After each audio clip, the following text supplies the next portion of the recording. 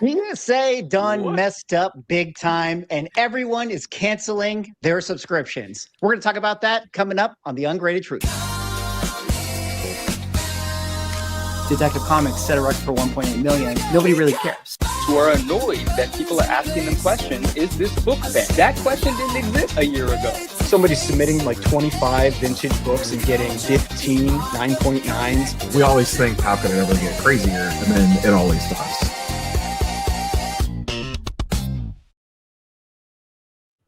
Ladies and gentlemen, welcome back to another episode of the #1 podcast in the world, the Ungraded Truth podcast. I am joined, of course, as always, by Neo, Cards of Comics, 99 Newsstand, and Automatic Comics.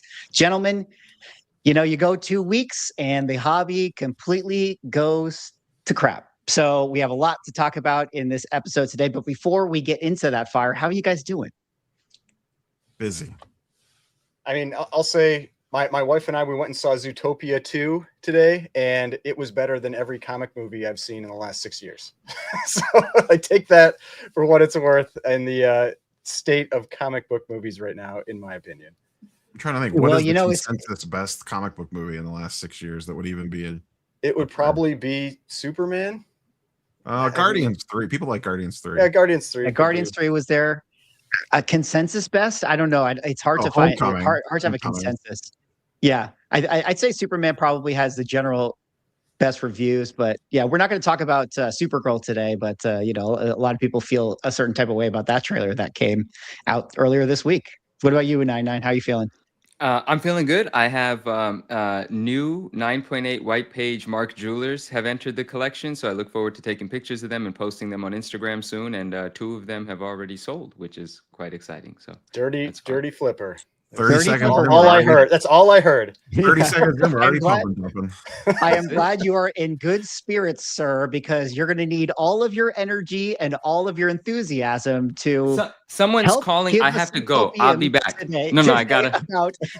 There's no leaving the stream. No, not on tonight's episode. A little bit. It's inside baseball for everyone watching at home. You know, Manu had a really good joke where after I sent him the thumbnail of our show, he was like, "I think I'm feeling sick, guys. I don't know if I can make this episode," but he had to do it because otherwise we just tear into it. There's exactly. no shield defense. But he'd have to make it because, as we all know, the Ungraded Truth YouTube is the fastest growing YouTube channel on the entire platform, which is impressive because there's a lot of big YouTube channels, but we still need your help to help us get to 1,000 subscribers. We're currently at 672. We need to get to 1,000 so we can do the live streams there. But you're going to want to be a subscriber because I asked AI to show me a chart about the growth of our podcast and our channel. And this is what it came up with. The Ungrade Z exponential growth. You can see there's a lot of green on there. There's a lot of big charts going up. And last time I checked, if you're going up and you're green, that is a good sign. So I love those numbers on the left. They go up and they go back down. That is the best graphic. In 1807, 2980. Oh God! In 1807, we were not the hottest channel, but we have really doubled our growth. You know? We definitely are going to be a great YouTube, gaining subscribers.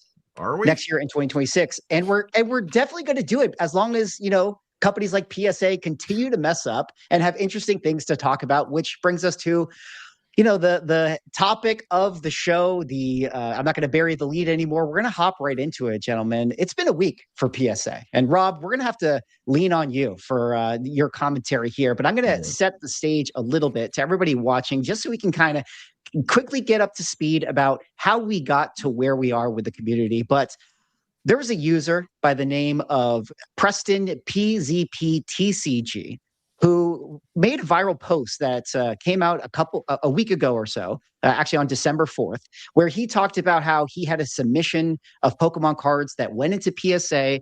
He got his submission back. They all came back PSA 9s. He decided to use the buyback feature, which is something that, if you guys don't know, on eBay through PSA, they will buy back your order or your cards. We'll talk about that a little bit later on in the show.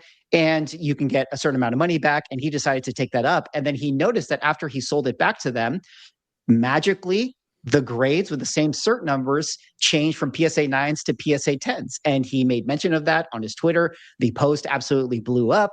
Everybody got big mad in the community. And, people started throwing out all these accusations of, PSA is like regrading cards. And they're like, this is a conspiracy. And this is how they're going to be, able to make money through their buyback program. That's generally, setting the stage of the big fire that came out for PSA last week. And then everybody was up in arms about it. Rob, you made a lot of great videos talking about people canceling their subscriptions to PSA. But why don't we pick it up from there? And let me kick it over to you, Rob, and you can add more context and kind of fill us in from what's going on with PSA cardholders and PSA customers right now.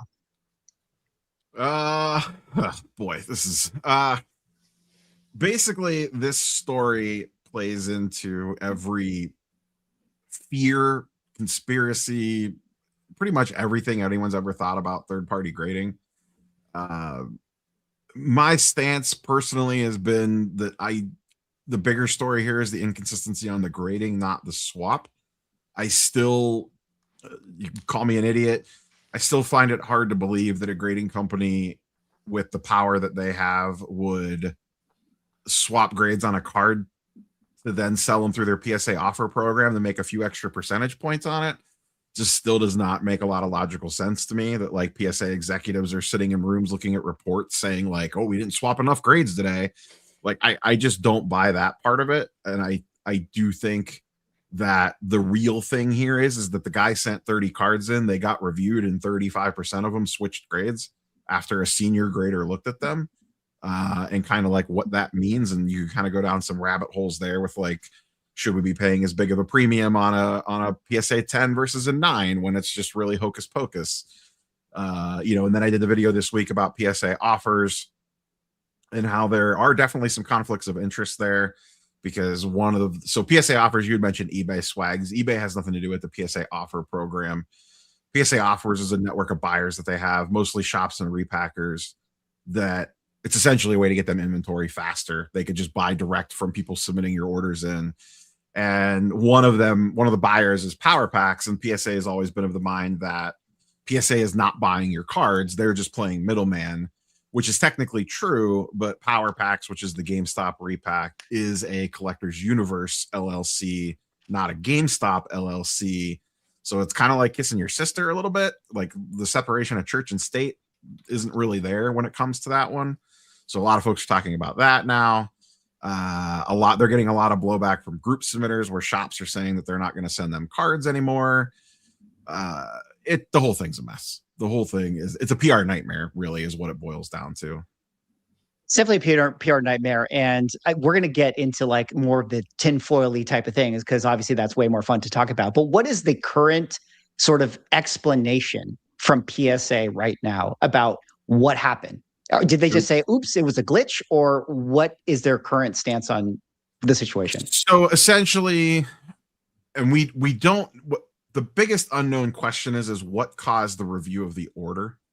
Was it that the guy, you had showed the post, there was a post previous to that from the day before where he showed his grade reveal and he was pissed that he got 39s. And I'm almost positive he sent 30 of the same card. So it wasn't like it was 30 different Pokemon cards. It was 30 of the exact same one. And that post went viral as well. So one of two things happened. Either PSA flagged it to relook at it because of the post, or it may have already been flagged because they saw a Pokemon Ultra Modern Pokemon order come through of 30 cards that all graded a 9. And I wonder if they have some sort of internal controls that it's like, let's take a second look at this. It's most likely one of those two things. And essentially their explanation is while the grade review is happening at the grades had already popped, the grade review is happening at the same time, or, relatively, that the person accepted the offers on these cards. And they're essentially two separate systems. PSA offers lives over here in this world, and PSA grading lives over here in this world. And each team was doing two different things. and not talking to each other. So the grade review An happened. Is there an implication that, okay, they flag this thing and they're going to do a review here, and is the implication that it's like, oh, hey, we're going to like fix our customers thing by itself, or are they doing internal review of the graders? Maybe both. You know what I mean? We don't know. Okay. We don't know that part. But essentially, they were doing the grade review. The grades bumped, but it never. Their explanation is essentially is that information never crossed over to the other side of the building. So this guy had already accepted the offer. Like there was no stop in place to tell the submitter that your order is going through an extra review, and these grades may not necessarily be final. So he went in and clicked accept offer, accept offer, accept offer. That's their basic explanation of it. Nat Turner sent out some tweets while this was all going on, kind of leaning into that. And that was also Preston posted, the person that originally had this happen to them, that PSA had reached out and they talked to him on the phone, I believe. And that was what he posted as well, as what they told him happened. And this all happened very quickly. Like he made that post that you showed, and within hours, PSA reversed it. And he had already made a follow-up post saying like what they told him happened. Yeah. We're going to talk about the third. Sorry, Brian, go ahead. I was going to say, like, my thought on this is that I think the only thing that's going to change is an internal process change at PSA. I think this is going to, I mean, the people that are going to be the loudest on this are already the people that probably either weren't using PSA or out there screaming that grading is a scam and all this kind of stuff. I'm sure there's going to be some loss of customers. Like there is going to be a little bit, but I mean, I don't think it's going to have much of an impact other than them going, okay, if we've got an internal review that's been flagged, we have to block all offers that are being sent out, you know, internally on those cards, because it's just that to me, that's really all that comes from it. Because I'm with you. Like this is a company that prints money, and I don't think they need to do this and risk the shitstorm that would happen if this got out, because it wouldn't just be an executive office. You would have to have multiple people that would be aware that this is going on, pulling levers and changing grades and all this kind of stuff. And I just don't think that you could hide it.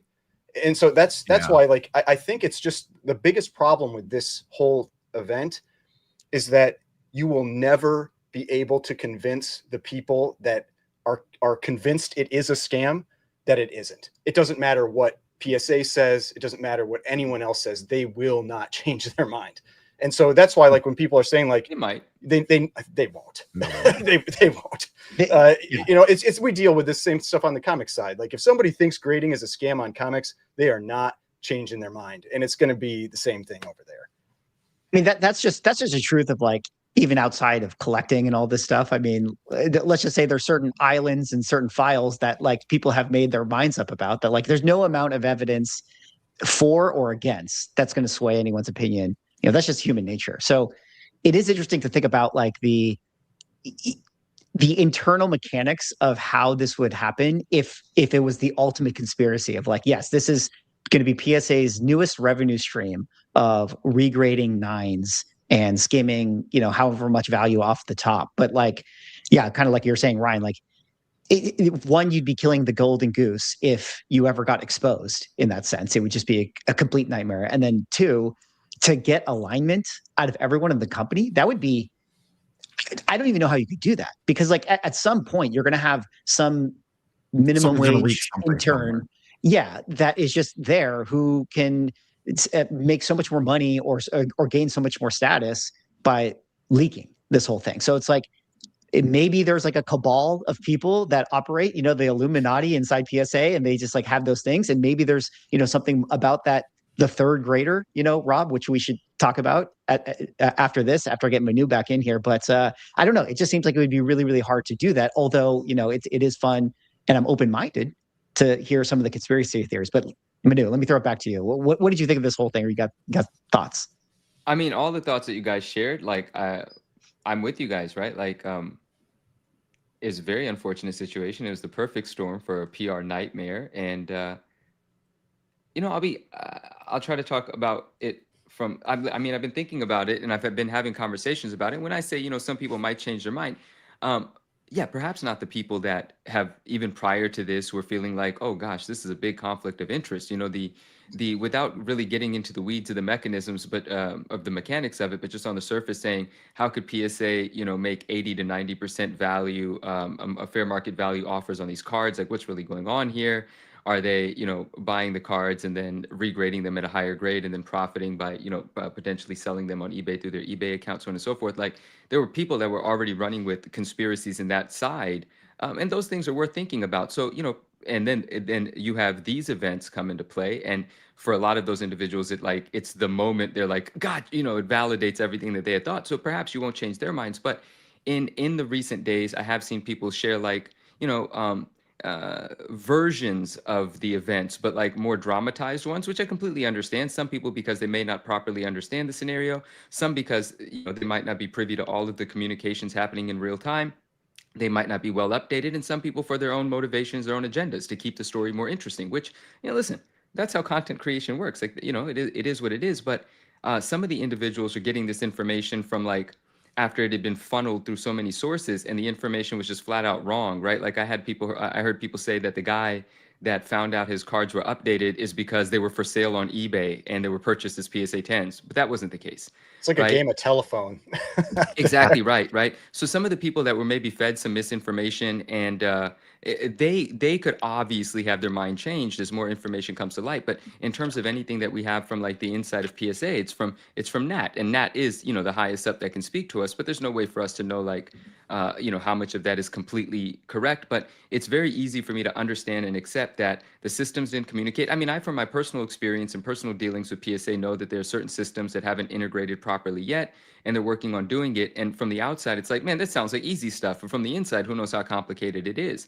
And maybe they didn't have the foresight to know that if an order goes into review, that it should immediately be like blocked from any other access, because perhaps this is a very unique situation. Again, I'm not saying it is. I'm just bear with me, because I'm going to talk the other side of this as well.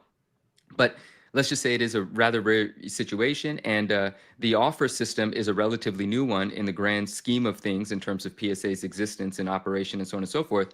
And so maybe they didn't have the foresight to see this scenario coming to light, where if an order goes into review, well, something in the system has to automatically trigger anything that the submitter has access to. You know, maybe that submitter, that order, when they look it up, it goes into this sort of paused phase where it says, you know, limited access at the moment, you can't engage with this, the order is in review, like some communication to let that individual know that he shouldn't be messing with it or accepting any offers. Something is going to be updated soon. So from this, obviously a system improvement is coming, but the system improvement is going to have, like, you know, long benefits in the long run. But in the moment, the sort of like the PR nightmare of this, people really ran with it, and I can understand it. And then the other thing that occurred to me is, I mean, this happens with all grading companies, right? The larger questions are, in fact, about the inconsistencies in grading, which of course is not just you know, exclusive to one grading company. Grading is an inconsistent thing by nature, but that is one of the primary concerns and conversations here.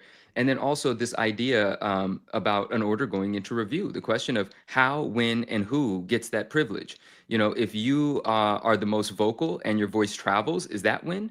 Or are there actually individuals in the building that are looking at orders before they go out and making decisions about orders going into review, with or without someone in the public, on the collecting side, in the community side, being outraged by something, right? So that really came to light now for most people, like, wait a second, it's not the end all be all when I get my grade, but then it doesn't mean that there's an appeal button on the website.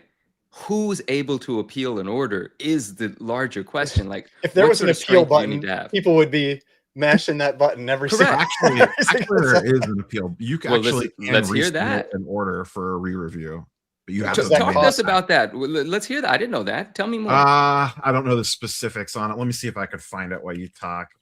So You do you can have to have actually do received the that. cards and then mail them back? It started back more in the old school, like before you were like instantly getting your grades and then this thing. Let me see if I can find the details on it. Okay, well, you look for that. And so, but you know, I like PSA, right? And I have friends at PSA. Should I say this next bit? I am shocked. No, I'm Right. just kidding.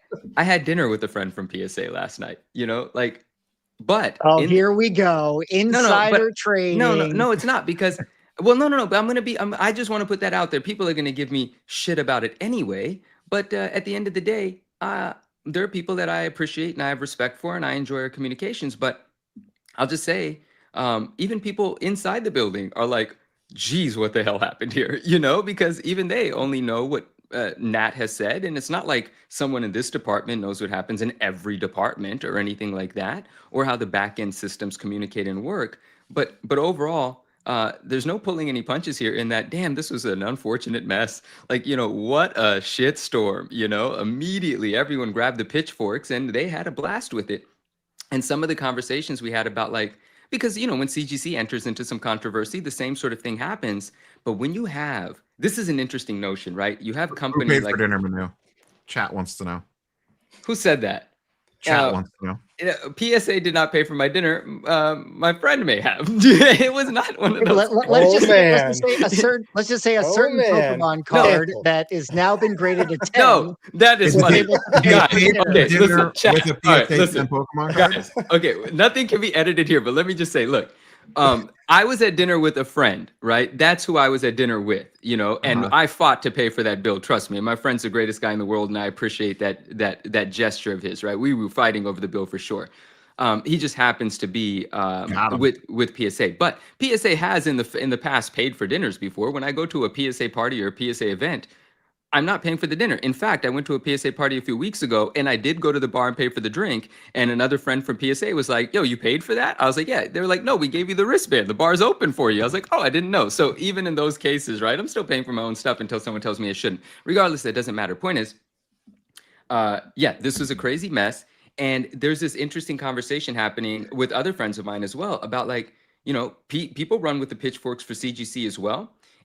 But PSA is so enormous, like, as a company. Can you imagine how many haters are out there of PSA? Like, how many people historically may have felt wronged by inaccurate grades, or, you know, whatever the case might be. And, you know, so I'm a petty person. Some people hold grudges and stuff like that. And this was the perfect opportunity for everyone to be like, get them, you know, and no one was shying away from, like, buying into the narrative. And again, we don't know the exact truth. We know what Nat told us, but what Nat told us, to me, does make sense. I have the ability to agree with parts of it, but there are absolutely big flaws in the system. And the larger question is, those two questions for me is, like, how can anyone possibly correct the inconsistencies in grading?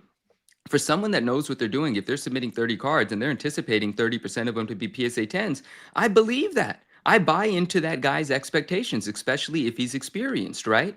And so what happens in that case? And I think I heard a content creator, I forgot who it was. It might have been Neo. I don't remember. Neo made some great videos on this. Like, did the order, in fact, go into review because of the post going viral about, you know, 30 of his 30 getting 9s? Or was it already potentially going into review because maybe it was a grader that is known to mess up or something like that? The poster, because I had read his post, and I think he implied in his, like, first, like, when he's like, I heard from PSA, I thought he had implied that they saw his post.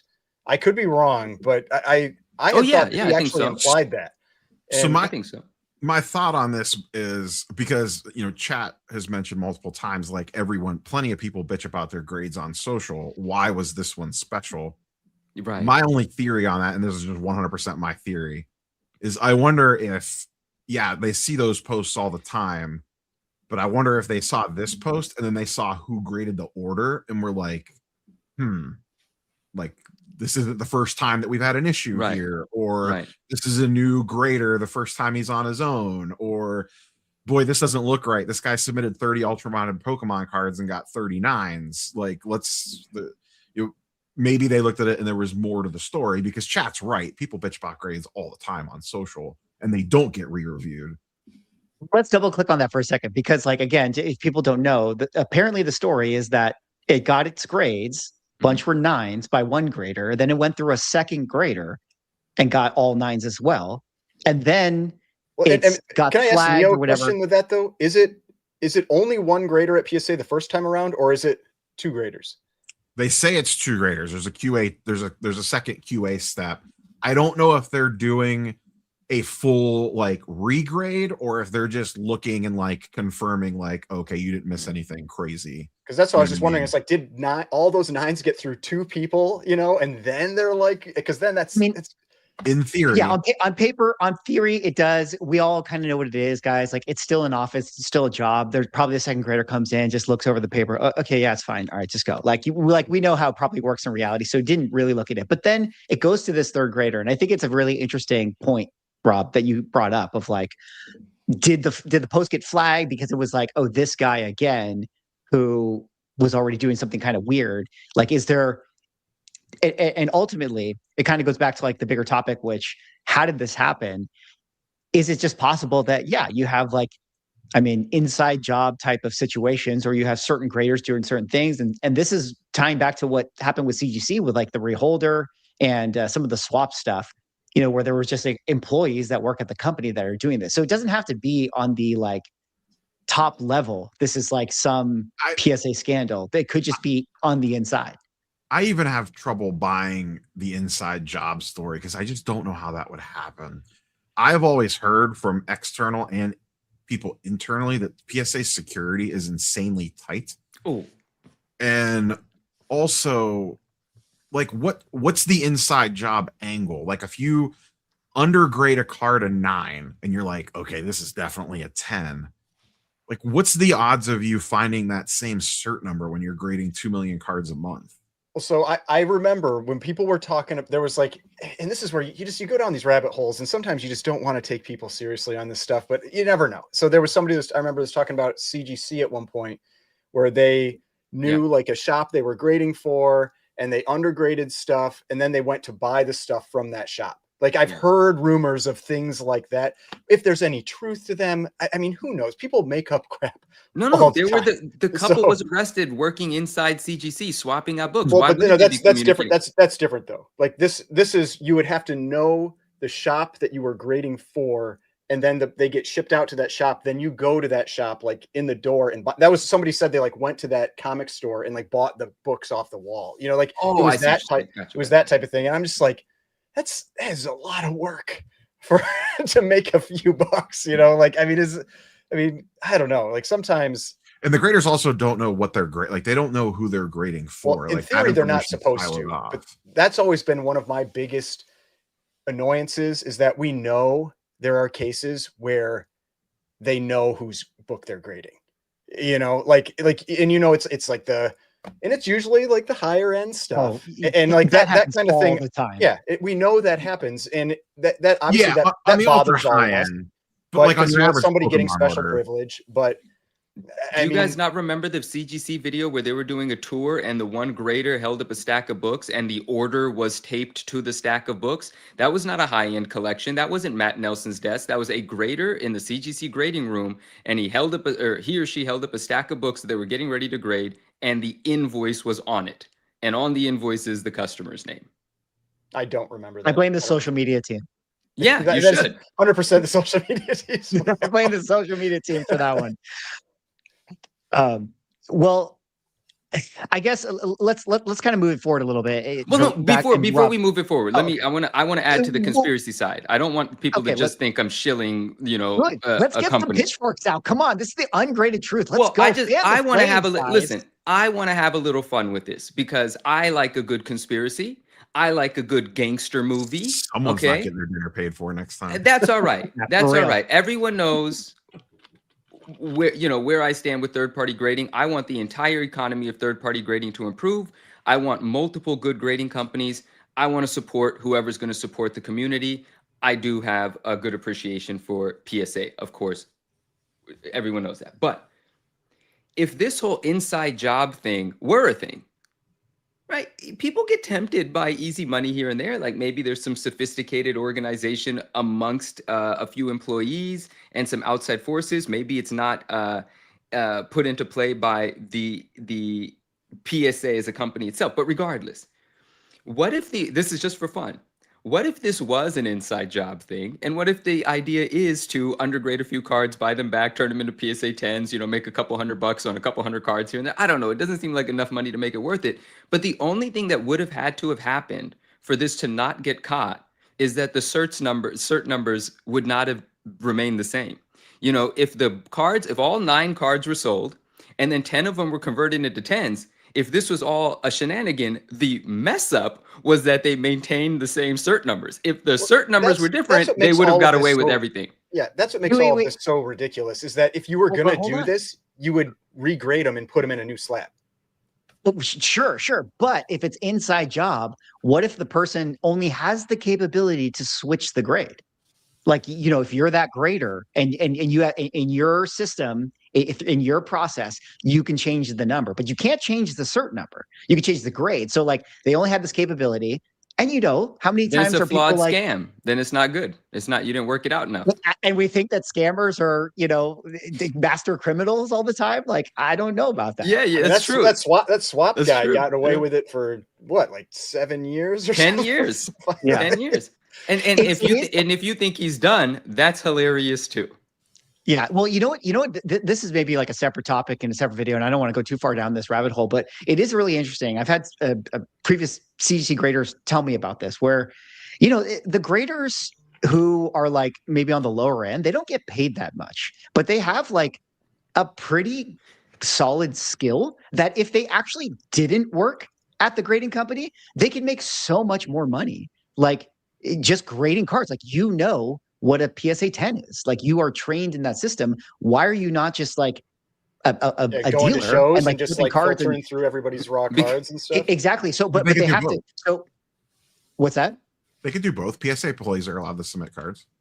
They are allowed to submit cards, and they probably do both. I mean, like, they probably do have side hustles, things like that. But I guess the point of this sort of making is like, you know, hopefully graders can get paid well enough to where you don't incentivize any of these like behaviors where they're tempted to be like, man, this job sucks. Like, I'm not getting paid enough. I'm just going to like change the grades here. Let me just get some 9s, put them in, you know what I mean? Because I think that could be part of the problem. And I'm jumping back in. I'm jumping back in because I love what William Fonda.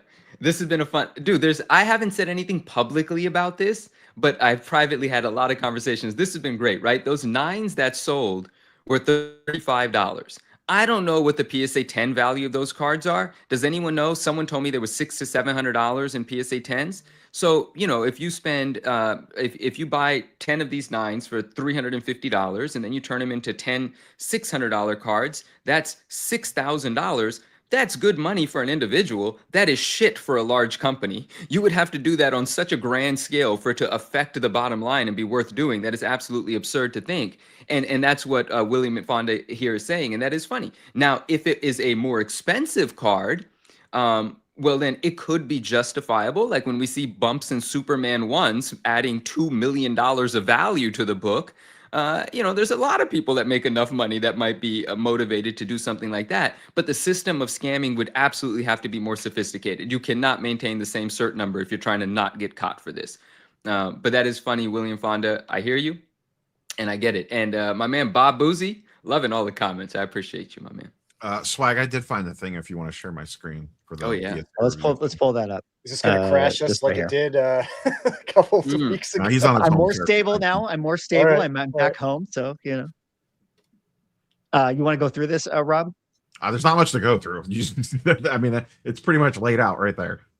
You just gotcha. So this is the review policy. So review is a service that hold on, let me kind of make this bigger for myself. Review is a service that gives you an opportunity to have PSA review cards that you feel might be worthy of a higher grade. For cards to be eligible for review, you must submit them in the current PSA holders. There's no risks of losing your original labeling and grade if your trading card does not upgrade. That's pretty crazy. An increase of plus grade could increase the value of your trading card. Certification number remains the same. Wow, that's pretty wild. Isn't like, why would this you feels like do this all the time? I feel like you're paying for that though. You've like, got to be paying for this. Yeah, this that's isn't not appealing your It's order. different than a crossover because you're not crossing over.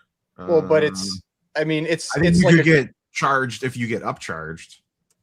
But like I imagine grade there's a review fee. It's probably it's probably something like CGC's like pre-screen. You know, it's like $9 or whatever it is if you have that done. I'm just guessing because I'm gonna go down this path, but I'm gonna stop sharing my screen because I don't know if it's gonna show personal. Because like there's no way that they're gonna let somebody just take like 10,000 PSA 9s, just be like, here you go, It's like regrade these for free. Like that's just. I want to answer this question. I know Neo can answer this one, but I want to take this one as well. Someone asks here, Joku, what's up? Says, can someone here explain to me what PSA does with the buyback cards?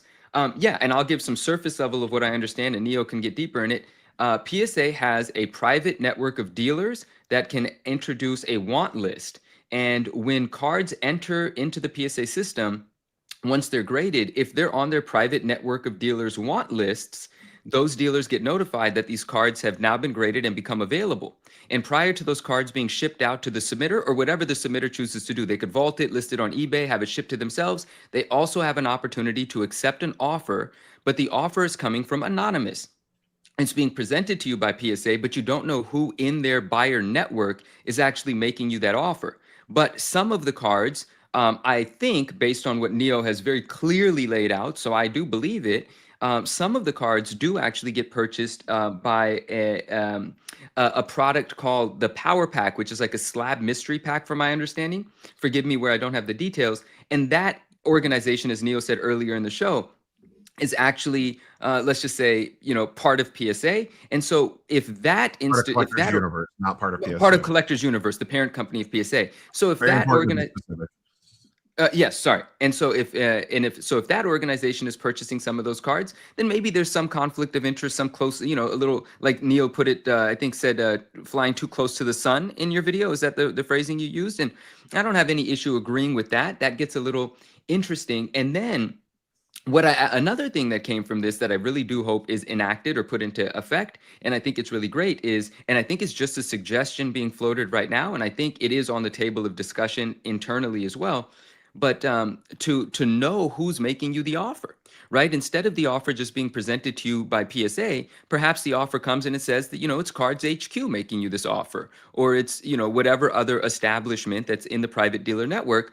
For whatever it's worth, at least that allows a little bit more transparency, and a dealer and a buyer, for whatever reason, a seller for whatever reason, can decide based on that information whether they want to or not. But it is kind of nice to have that additional layer of transparency, knowing who is making you the offer. So I actually do hope that happens. I like that. Well, looking ahead, this being kind of the hot scandal of the week, do you think that, Rob, there's any real fallout here? I mean, you showed a couple companies that were like canceling their PSA accounts or whatever. Do you really think that this is the big change of events that is going to make Beckett put Beckett back to number one, or give some other card grading company a chance to rise up or something? Yeah, they're not even number two anymore. And let me extend it out to Ryan. You can pick it up after. Do you think that this just overall PSA scandal puts any damper on the success that the comic side has right now, or any people in the comic side kind of feeling like, oh yeah, what a trash company, in the way that people say that of CGC? But Rob, what do you think of the sentiment is and where it goes from here? They're definitely going to take a PR hit. They are going to lose some customers. I think overall it doesn't have a massive effect on things, and it would take a couple of months to see that anyways, because they're so backlogged as it is. The problem is, and I've discussed this a ton, there is nobody positioned to take advantage of this. Beckett got a little bit of influx because PSA is so backed up, and they had to shut down group submissions. That was prior to this even happening. CGC is just coming off of a backlog, and they're kind of cleared right now. And their response to this was, I'm sure we'll talk about it later, was to raise prices. And they also don't have the infrastructure in place to handle a mass incoming of orders. SGC is basically dead. So that's the big four right there. And I don't know that the people that control the money at Beckett and CGC specifically actually want to compete with PSA. I think they're content with the profit margins that they're making, because I think both businesses are at the point where if they want to level up, it would cost them millions of dollars, to scale. And I don't know that they want to do that. So I think PSA, generally speaking, is pretty safe. And let's be honest, say they take a hit and maybe their values dip a little bit. as soon as they clear their backlog, if they drop prices and drop turnaround times in 6 months, when most people have forgotten about this, they're probably going to flock back. Yeah. Like Too many we people know is, I will say, out of all the stuff that has happened this year, this is the one that I think is going to hang around a little bit longer than most. Like we talked pre-stream, like no one cares about show bidding right now. Like no one's talking about that. No one's talking about defensive bidding. No one's talking about, some stuff that we covered 3 shows ago. I think this hangs around longer, but I don't think it's like a death blow or anything crazy like that. So, thinking about that, and I want to throw it to you, Ryan, real quick. Let me just throw the thing. There is something to that it could hang around longer, even if it doesn't affect financially what PSA actually feels. But I think back to the original Reholdergate scandal, and I can't make a video that talks about grading in any way without at least 5 comments that are like, grading is a scam. And when I started before, or when I used to make content that was pre that scandal, maybe you saw that comment every now and again, but it definitely changed the culture. Maybe not financially. I'm sure CGC is still doing great business, but yeah, from that moment forward, there was never another day where you didn't feel that kind of anger in the community. And I wonder if that will be the case for PSA from here on out. Just there will always be people that are just cynical towards that company from here on out. Is this the most pissed off people have ever been with PSA? Yes. My take on that, though, is we've talked about this, when PSA was getting into the comic game.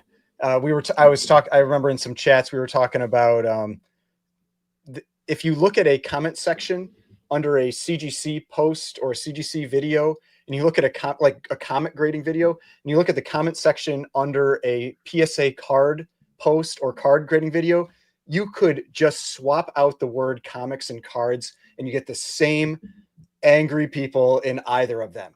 And so it's I think it's been around. I don't think people have.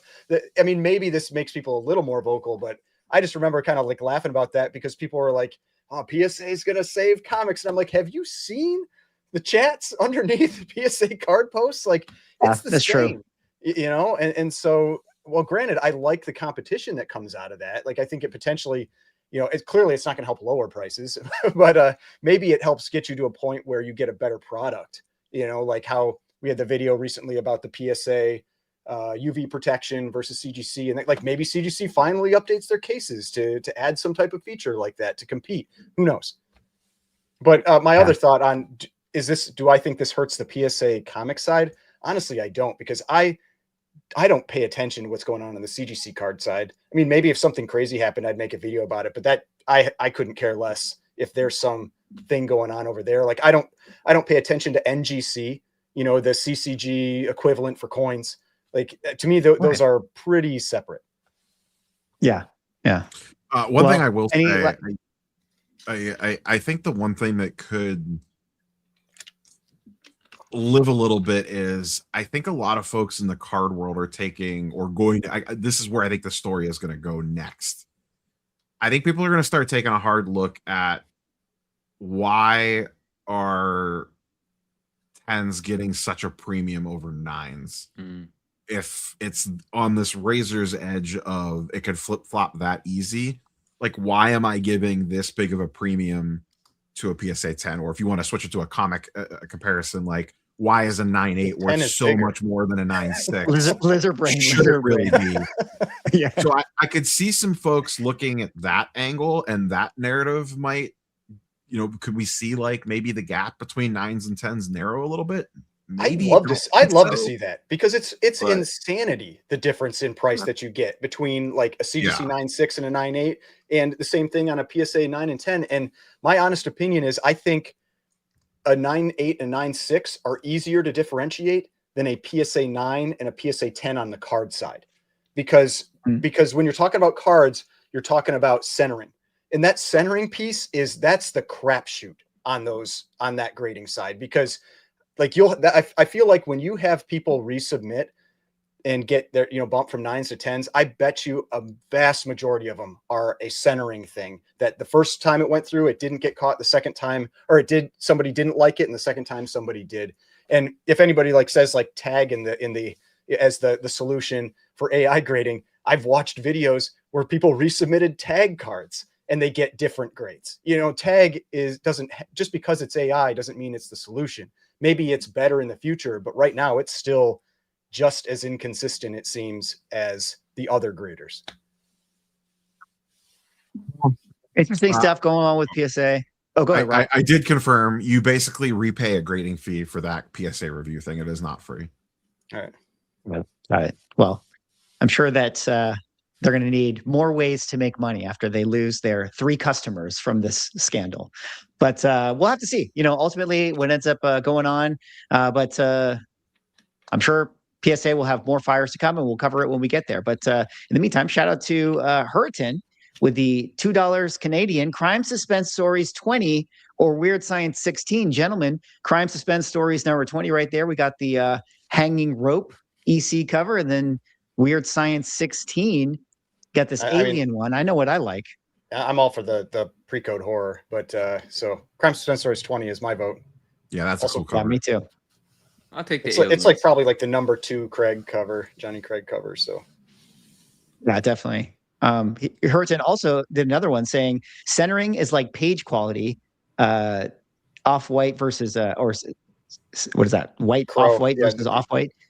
Definitely hit on the value. Oh yeah, cream off-white to off-white. Definitely hit on the value. Yeah, like page quality can be a little bit arbitrary. I agree with you what you were saying, Ryan. It's like, yeah, the difference of 9/8 and 9/6 is pretty wild what people pay for them. But at the same time, I don't think you can convince a lot of people. I mean, yeah, that would be cool to see, Rob, if it did change a cultural, thing in the hobby where people were more open to collecting those things. But I don't know. Lizard brain is lizard brain, as I keep on saying it. I do think. No, I just lost my train of thought. Shit. Oh, I do think one of the things that's going to come out of this is you are like you kind of mentioned it earlier, Swaggle, with the like jokes. Like you are going to see forever now. Like there was stuff on social today about like a PSA drop off event, and all the comments were, "Is this where I take my 9s for you guys to regrade to 10s?" Like that's going to be like just in the hobby lexicon now. Like we had defensive bidding is like a new term that came into existence this year. We had mega bid, which was a card thing from like a year ago that's like in the hobby lexicon, and now this is going to be like the 9 to 10 thing. There's going to be running jokes on this for 5 years from now. Someone will crack a joke on that, and like 10 people will get it and laugh. Well, don't let anyone say collectibles are boring. All right, there's never a dull moment. Comics are card are. Like in the last video, I remember I said defensive bidding, and somebody got upset that they're like, you didn't say it's shilling. And it's like, no, defensive bidding is to me, that's a better one. It's like, it's the funny, like jokey version of like, we know what we're saying. Like it's shill bidding. It's so funny. Like, it's so like funny. Defensive bidding is it's so much better. Which perfectly sets us up to transition to our next topic. We're going to come back to another grading company later, but we got to talk about defensive bidding, if we want to call it that. But this time we're going to call it reserve bidding, although maybe it's defensive. I don't know. We're going to unpack it. But if you guys happen to hear about this Frank Frazetta piece, the Metallica guitarist selling his painting of Conan the Barbarian for $10 million. This was a big major lot that Heritage Auctions put up to sale amongst their original art and comic event. Actually, it was more of an entertainment prop sort of movie thing that they were selling. But this one came out and it had a $10 million reserve bid on it, meaning that was the minimum that this was going to go for, which was kind of a bold ask, considering that this was a lot of marketing going into this. And, this was a big event and they were shooting all these content and all these videos, and it's the Metallica's, thing, artist is, or the Metallica guy owns this, and this is going to be a big sale. And they want $10 million. 12.5 million, like when you add that. That's true. It's even more. 12.5 with the buyer's premium. So then we get to the event, and I was watching this live, and the auctioneer, starts the event, and just before it started, the reserve went away. A bid came in underneath that reserve, which kind of, I guess indirectly puts it at the reserve again. And then the auction started and the auctioneer was doing the thing. And he's like, do we have any bids? Okay, open it up, da, da, da. And then they got a bid in. And he was like, we got one bid. And then he like kept going through the whole motion. And then eventually he was like, okay, no more. I'm going to call it. And congratulations to the person who bought it. And then he did his little pen thing. He wrote down like seemingly someone bought it or whatever. And then that was it. We kind of moved on. And I saw people posting like, oh my God, another Frazetta piece selling for tens of millions of dollars. Isn't that wild? And then I was going to do a video on it. But then when I went to look for it, I came back here and I realized that it now says not sold. And so I now ask the question, what happened, guys? Because this was a very, very strange situation with a reserve bid coming in. And I'm just going to throw it out.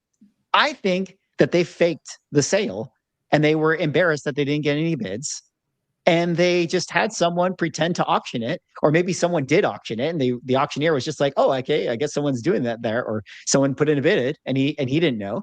And then they swept it on, and then they like erased the sale, and now you can't find it anymore. Yeah, I had to Google this; like I can't just find it on Heritage. And I think that they swept it under the rugs. So I don't know. What do you guys think about this? The systems weren't communicating clearly. I thought it was pretty funny when we when this sold and we were talking about it, and we were like, we're going to know if, like, before this even happened, before this not sold thing happened, we're like, we're going to know if this was real or not, if they advertise about it, or if it's just like nothing to see here. And it became nothing to see here. And we're just like, man, that is a weird look. It is a really weird look. It was very odd. And I don't know if there's precedent for how they treated it, or if they've done this with other bids that didn't hit reserves before. But one, I just think reserve bids are stupid. But then two, it's just weird that they had to like kind of put on this show about it. Like, why didn't they just take it on the chin and just say like, okay, we want to put the reserve on it. Hey, we're auctioning it. Nobody bid. All right, move on. Like that to me is the part that I think is just lame that they had to pretend. I mean, the thing is, like, this was their signature piece. And I feel like because of the risk of what you just described, you should not allow your signature piece to have a reserve, because it sets you up for this type of like kind of like embarrassing sale. Like it's just not, it doesn't look good. And I would rather turn down, and maybe they wouldn't, I don't know, but I would rather turn down the sale than have something potentially like not like your biggest item for that specific auction not sell. Like I would just rather just let it go. Now I mean, I'll say like off the bat, I didn't think this thing had a chance of selling. I did not see it as a $12.5 million piece. Like we saw that 13.5 million, I think it was 13.6 or 13.5 or whatever. You don't like that face, Ryan? That's what I've been talking about. I can't stand that face on that. Like I just, there's something about it. It doesn't look good. It's right in the center. And so, and yeah, people are talking in the chat. It's like, yeah, none of us are bidding. Well, I don't know. I don't know if there could be someone that has like $100 million that watches our videos, and they maybe are bidding, or $1 billion or whatever, but I'm not. But I can still have an opinion on it. And I've watched enough sales and I know enough about high-end items to think that this had a really hard chance of hitting that number. Like if this had gone up as like a one, like starting at $1, I don't think this would break 10. I think it'd probably be like 8. And so like, and that's like the final number. So that means like 6. So like in terms of like the advertised like bidding number. So I don't know. I think that this was set up to fail right from the beginning. And maybe they were hoping that the celebrity side of it was going to carry it that extra step. But yeah, it clearly did not. Yeah. It's funny because it's, at the same time, that was a few days ago. But speaking of another sort of signature piece in an auction, this one was a Comic Link one that featured this Todd McFarlane page, from Spider-Man #9 back in the 90s. If you guys remember this cover, the original art for this went up for sale. And this one had a weird situation too, where it started at $1 and seemingly it was an open bid and people were bidding on it. And it got up to like 200 or 250, something like that. And then a week ago, as it was sitting at 200, all of a sudden the auction gets bid up to 480, and it now has an asterisk on it. And it now says, oh, this auction has a reserve. And so this is the things that we're kind of talking about, where all auction houses have their own sort of secret reserve policies. And, I'm not trying to like specifically call it common link, but like, this is what we talked about with the defensive bidding episode that we did, where it's like, you got to read like how these companies do this thing. But either way, I think it turned off a lot of people that were bidding on this, because all of a sudden now they knew that they had to bid against the secret reserve, and the auction didn't finish. It didn't get, it didn't hit its reserve. It sat at 480. Nobody sold it. And now where it sits, auction has ended, reserve not met, make an offer. But then now the problem is like, well, you kind of tainted like the value of your piece here, because everyone knows, well, it's definitely not worth 480. I'm not going to pay that. And now you kind of anchored to a price. And I don't know. I just thought that this stuff was super interesting. I don't know if you guys had thoughts on this one. I thought that it was Ryan that pointed this out, that this auction had the asterisks, I think, or something, when it was brought to my attention by one of you guys. Actually, Art Collectables. Shout out to him. Yeah, shout out, he was the one that Art. had that post. Yeah, my man. That was correct. His story was shared with me, and I saw it in the story, and he provided the details on that. Shout out Arcs. Yeah. That was just so fascinating to me, because I had never experienced it. I'd never come across it. I've only just recently started like purchasing things on these sorts of auction sites, and at a price point where, you really got to be careful. It's very new to me. And it's just so interesting that this strategy it's in their fine print. They are allowed to do it. It's legal for them, so on and so forth. The ethics and our personal opinions about it aside, it's an interesting strategy, a tool that they have in their back pocket. And I'm fascinated by when they decide to make that decision, because they know they're taking a huge risk, either allowing it to organically get to that number. But when they realize that shit, organically, it's not going to meet the reserve, and we did allow our consignor to put in a reserve on here, we're going to use this thing that we have where we can legally bump it up to one increment below the reserve and hope someone steps in. But what a shit thing for anyone bidding on the item to experience. Like, wait, no, this is fake. I'm not even bidding against buyers. I'm out. I'm done with this, guys. What an interesting tool. And I could imagine it being kind of a difficult decision to make, because this is an example of it not going right for both the auction house and the consignor. And it's probably not the only time. So they're aware that this might. There was another one in that auction, because I was watching, because there was it was like, I think, a John Byrne Alpha Flight t-shirt original art. And that one also had an asterisk next to it and didn't sell. I imagine the asterisk ones don't sell more often than they do. And maybe the person's okay with that. But to me, the funny thing about that one is that I thought, based on like what other McFarlane pieces have done, and I know some people like that. I like it. I like the black background. Some people really don't like it, or they don't like the depiction of Wolverine. But I thought that was going to go for between 500 and 600. That person's point, where they had it, was 500. And I think if they would have just let it run, they probably would have either gotten 500 or very close to it. And they now threw it away, and now they maybe can't. Maybe they can't, at least maybe for another couple of years, they might, and maybe they're okay with that, but maybe they have to hold on to it until people kind of forget, especially because it's comic link, so that stuff just disappears. And so they kind of forget, and then it maybe shows up on Heritage or some. You thought that would do 500 to 600, that one, huh? Yeah. Yeah. Based on what, like his other covers, like from similar, like time frames and that kind of thing, have gone for that or more. And especially after the 423 or the 311, like 423. Yeah. After that one, I felt like, because this is much more detailed than the 423. Now, granted, the 423 is a different level. The 423 though. Yeah.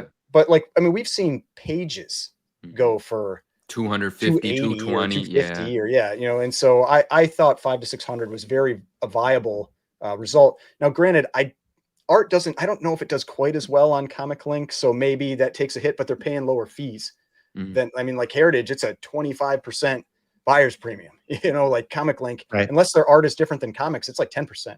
So they can maybe be willing to take a lower sale price because they're going to pay less in fees when they sell it. But yeah, I mean, I will say though, of all the different reserve options, the ones that people have implemented, my favorite is Comic Links, because the thing I like about Comic Links is it does start at $1 at least. They jump it up to that other price within, I don't know if it's like 24 hours or 48 hours from the endpoint. But the thing that you can see is you can go into the bid history and you can actually see like what it went up to, and then you see what it's at. So it's not like it's hidden.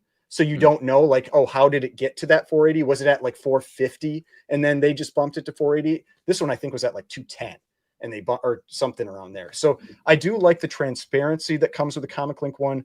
Like the ones I don't like are like I've said before, like eBay, where you know, because everybody's bidding like right at the end, and so you bid at the last second, and then you think you won, and then it's like, nope, sorry, this reserve was still above what you bid, you don't get it. And like I just that takes any fun out of it.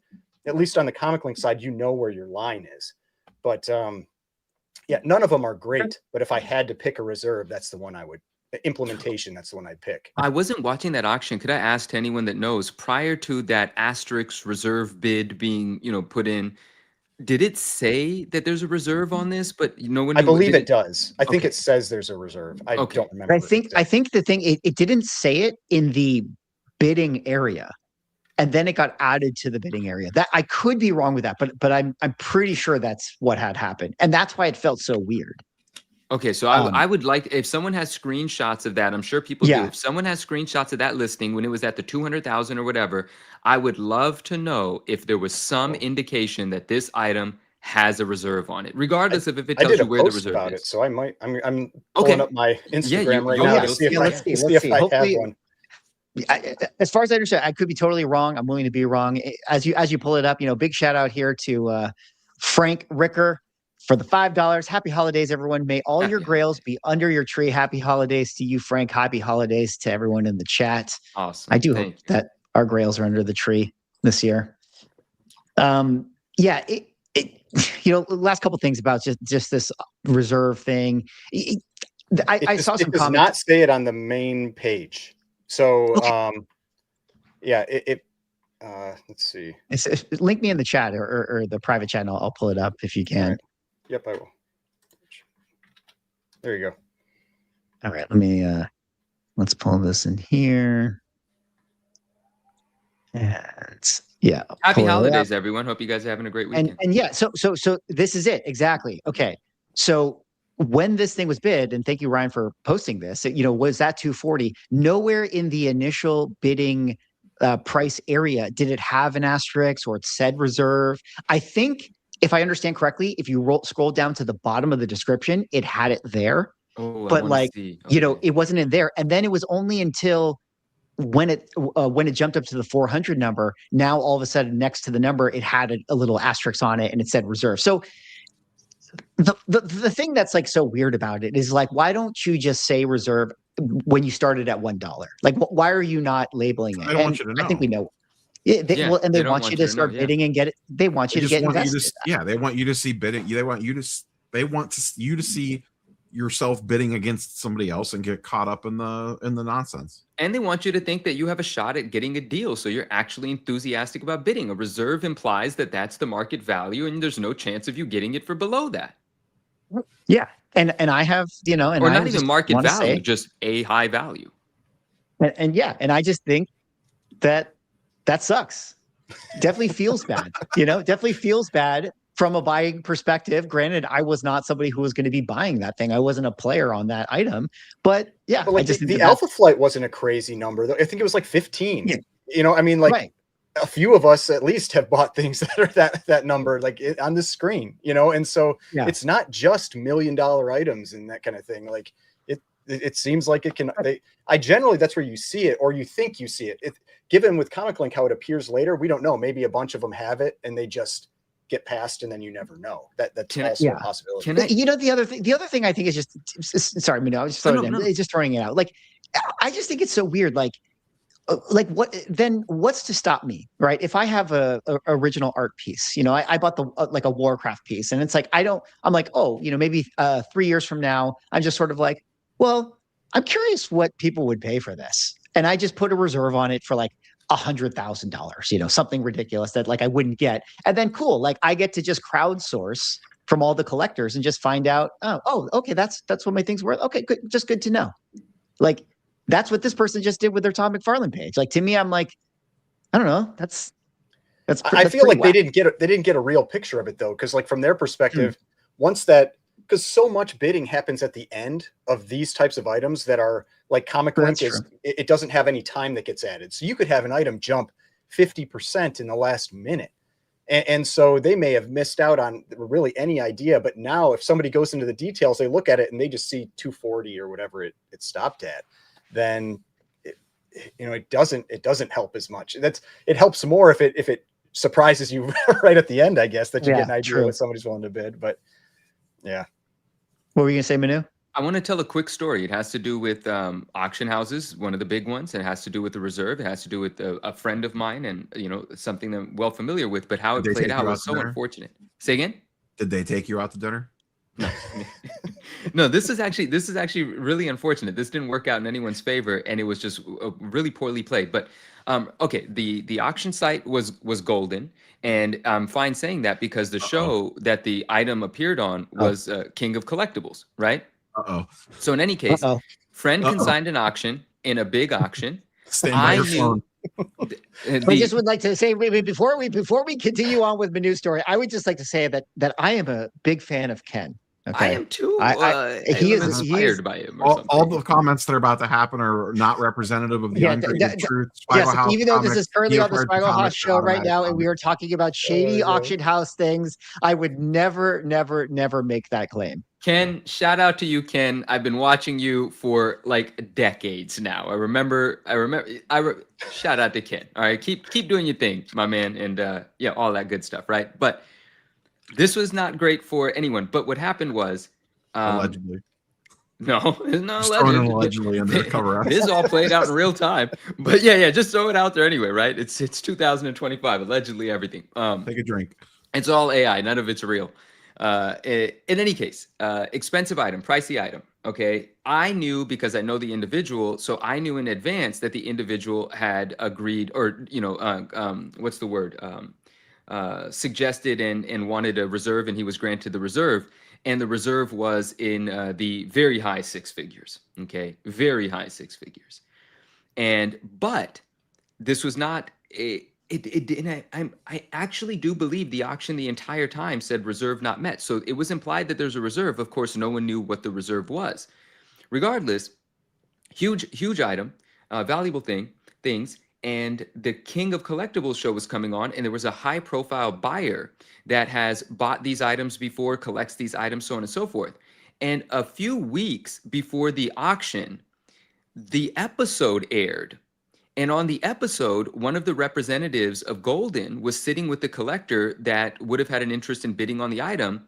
And they were privately conducting a potential of just selling it before it goes to auction, and they offered it to him for X amount of dollars, well higher than the reserve was, because I knew what the reserve was.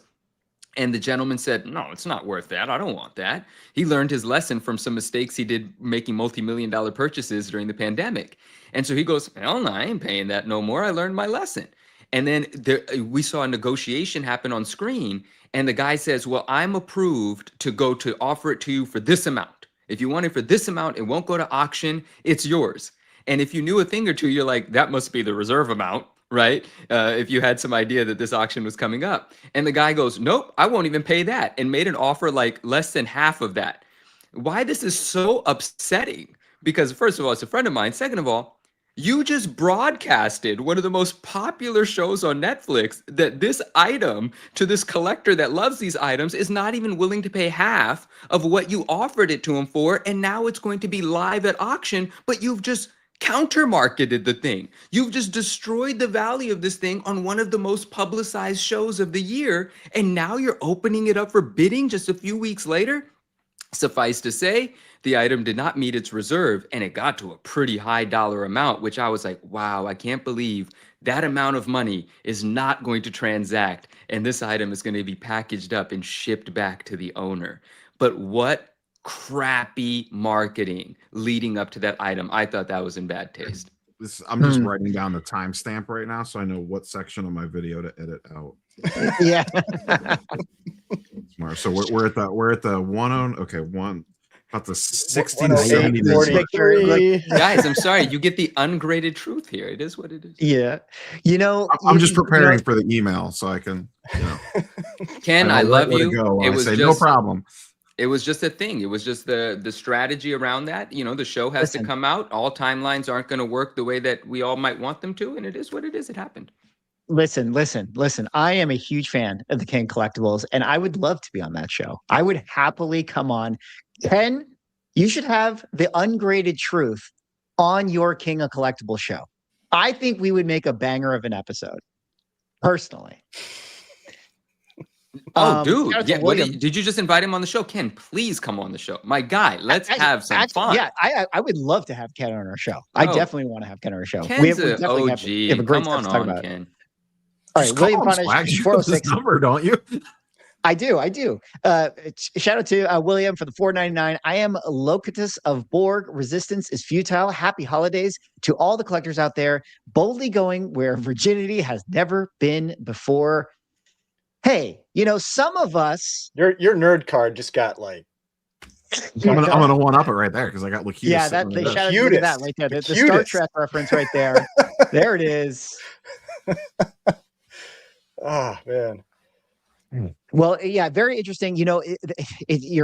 Your story, Manu, makes me think of just kind of a larger conversation, and maybe something that we should talk about at some point in a future episode. But like, it's kind of in a like, this is why we can't have nice things with like auctions and art and books that you want and conversations. Like, information is power, and you don't want to talk too much about things that you're trying to sell or things that you want. And it's a very interesting balance in that whole space. And I never talk about things I want to buy. Like, I don't want anybody else to bid against me. Well, can I say something right now? Before we wrap up the auction house thing, I do want to say, just going to throw this out there.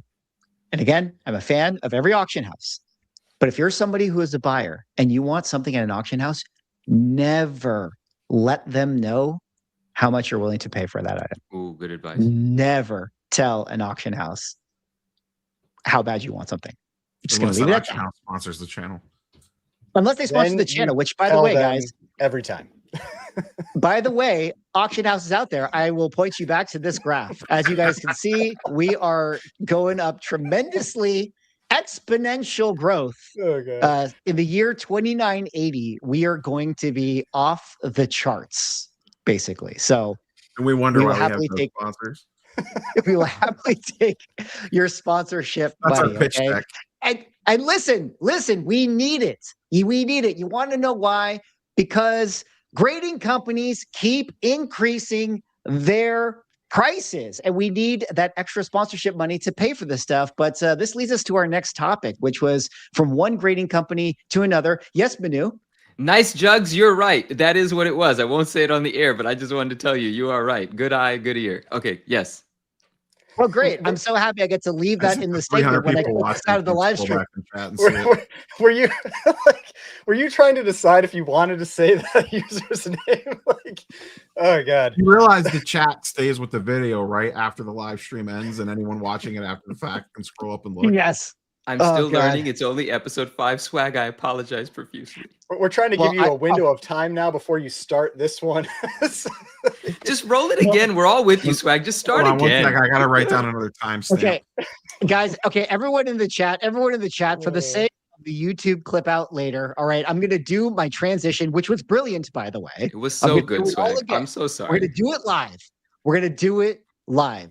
Speaking of needing more money for our hobby, we're going to need a lot more of it because we got CGC increasing its prices for slabs. This was another kind of pitchfork moment in the hobby. Earlier, in the show, we talked about PSA and all the uproar that is going against that grading company. Well, CGC failed to capitalize on their bad PR by coming out with their own bad PR, which was to increase prices at the end of the year.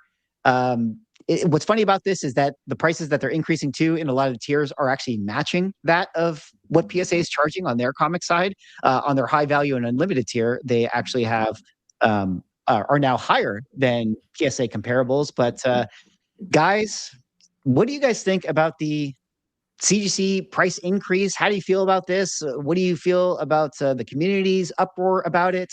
Tell me your thoughts.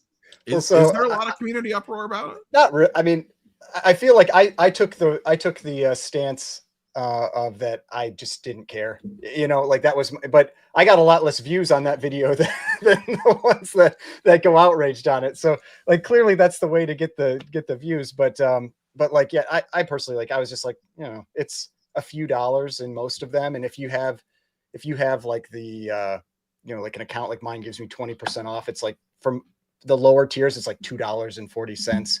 For the higher tiers, it was a little more. I think it was like $10 or something like that. But I mean, a lot of the comments I saw from people were around the lines of, oh, comics are going down, how can you raise prices? To me, those two things don't correspond to one another, because the grading tiers have a comic value, right? And so if comic prices are going down, it means maybe you're submitting in the vintage tier instead of the high value. It doesn't matter, like, in terms of that. All that matters is what percentage of how much value the item is you're paying. And so to me, like, the thing they should probably do is shift the tiers. And so like vintage and modern, maybe they should be 600. And then you have the high value go up to 1,200 or 1,500 or something. The problem is that you have these tiers staying at the same level for like the dollar value of the books that you can submit, and the price is going up. So it becomes a higher and higher percentage of the total value of the book. That's kind of my thing that I don't like about it, is that now it's like in some of these tiers, you're paying 10 or more percent of the value of the book to get it graded, which that's kind of wild in terms of the margins that it eats into on the values. That's a really good point, because it is this vintage tier right here, especially, which is your $400 item that now you pay $45 for. So we're talking about like 20% of the value of that item. And then compared to like the high value, which is like 1,000 and you're paying 100, you know, that's only 10%. So it's like, it's kind of this particular tier is like, there's almost like no point to submitting a lot of books in this space. And it's like 11%, but I mean, oh shit. But I mean, but the part of it is, though, it's like every book you submit isn't $400. You know, if you submit a $200 book or $150 book, like that's where I feel like there needs to be a little bit more, I don't know, give to the people submitting. Or I mean, the other side of it, I mean, a lot of people complain that people send in junk. Maybe this keeps people from sending in junk. I don't know. Yeah, no, that is actually true, because you're right. Yes, excuse, pardon my math, but like, yeah, there's just a lot of these awkward windows where like you might have like a key vintage book that's like $300, and then all of a sudden it's like the percentage you're paying to grade this thing is like just in a really odd space. And then in all likelihood, you know, maybe it's like a 4.0 of a Silver Age book, and it's like, do you really need to grade this anyways? And that's kind of where we've now found ourselves, where it's like people are having a harder time selling that stuff anyways, you know, because it's graded. It's like people actually want the utility of like, if I'm going to buy like some $300 Silver Age book, I might as well be able to kind of flip through it. It's not really just about having it graded in a 4.0. So there's elements there that I think are weird. And yeah, I don't know. What do you guys think, Rob or Manu, about this? I was just going to ask Ryan. I think you touched on this in the video that you did on this. How much of this do you think was them looking at PSA prices and being like, well, if they could charge $1 more than us, we could definitely do the same thing? Yeah, I mean, that's what it looks like. I mean, they're matching the prices. And the other side of it, though, is like almost anybody, if you're submitting to PSA, or sorry, if you're submitting to CGC and you are not using at least some level of discount, like through like an account that you have, you're doing it wrong. You know, so like nobody should be paying that full price. You should be paying at least like 10% less, maybe 20% less. And so in reality, like, you're getting a pretty good deal, because we know PSA hasn't really been offering deals for months. They used to have things that they gave every once in a while. Granted, I know they have their introductory price right now, but like the deals that come as part of like you being a member or whatever, it's because they're so overloaded. They just have no reason to. They're just like, you know, like we don't need to give you deals because we have plenty of business. But with CGC, you are always getting a discount if you have one of those memberships. And that's why, and like, I think the $150 or whatever dollar membership comes with $150 credit. Like, there's no reason not to at least get that one. And that's not just like me like shilling for CGC. It's like, that's just numbers. Like, there's just no reason to not have that. Except for the fact that they auto renew you, so that you got to be careful with the auto renew. You know, that's how they rope you in. I mean, if you're regularly going to submit it, like at least a few books a year, it's not like you might as well have it. If you're only doing it one time, then Yeah, sure. 100%. What do you think, Manu, about this price increases? We always get them. People were mad, but I don't know if people care anymore. What did you kind of feel or hear from the community? I didn't actually. I watched your guys' videos on it. And that was about it for me on that. I was like, yeah, prices go up, grade wisely, that kind of thing. I didn't really have any I feelings think the on it. thing that the reason it throws people off, and this is one of the things I mentioned in my video, is that CGC for like 5+ years didn't raise their prices. Then they got bought out, and then or acquired, and now they raise their prices every year. And so people just it's that change in how they did business that really, I think, bothers people. And so you should just you should expect it. It's going to happen. Every year and it may not even be all the tiers. It may be like some year, like one of the tiers will move up. But I would just expect some price change or price increase every year, no matter what. I feel like it's just going to happen. I agree with that. And I think a thought that I have, a very natural one, is that prices will go up. It's been said in the chat, inflation will cause prices to go up as a consequence. And generally businesses are going to say, hey, people are willing to pay this, and we're actually getting an increase of submissions, which means we're not charging enough, right? Like it is a fair, common, and practical business practice to push up prices until you get pushback. If you don't get pushback, you're supposed to push prices up more. And so, they all went to the school of business. Those are the kind of decisions they're going to make. But if prices keep going up and submitters continue to submit, submitters should be demanding even louder the actual thing that they're paying for, meaning the books should be encapsulated flat. Someone in the chat said, is Banana Gate still happening? Yes, books are still bent. They have 2 brand new submission books right here. The books are bent. You can see it from the side. You can see it from the front. One of the books has a couple of non-color breaking spine ticks on it, but since it's bent, those facets are more pronounced. Those valleys and dips are more pronounced. It's very ugly to look at as a result. So prices can go up, fine. Do your job, though. Provide the service that we want. Pay attention to details. Now, there may be something coming that is exactly what I'm saying, and that could be a part of it. I don't know when, but maybe something is coming. But regardless, we should demand more if we're going to be accepting of the price increase. That's my thoughts on it. Yeah, it's a very good segue that I'm going to tie into this conversation in a second. But before I do, the Real McCoy Collector, shout out to you with $4.99. Shout out to the Ungraded Truth for doing what you guys do. Keep up the great work. The #1 podcast in the world. 100%. CGC. Now that you have increased your fees, maybe you can throw us an extra $3 here and there. But maybe they can't, because they're going to need to put it into R&D. Because shout out to Immaculate Comics, who did a great video, which Manu, you posted a snippet of his thing, where he did a UV light test with PSA cases against CGC cases against CBCS cases. And he came to the conclusion that PSA is, how do I say this correctly, 77% more effective? Is that the right way for me to... It's blocking 77% of the UV rays. Thank you. Thank you for that clarification. So PSA is blocking 77% of the UV rays versus CGC, which is only 19%, and CBCS only 9%. I bring it back to what you were saying, Ryan, where CGC is increasing their prices because they can. If PSA is doing it, then certainly they should do it. But to your point, Manu, if we're paying more for CGC, where's my 77% UV protection? What about that? So I don't know. What do you guys think about Immaculate's video? You guys have thoughts on his video, and carry on with the price conversation here. Is there something to the effect that the PSA, do we get more? Even though we don't, because secondary market values is the only thing that matters. But do we get more with what we're buying with our product?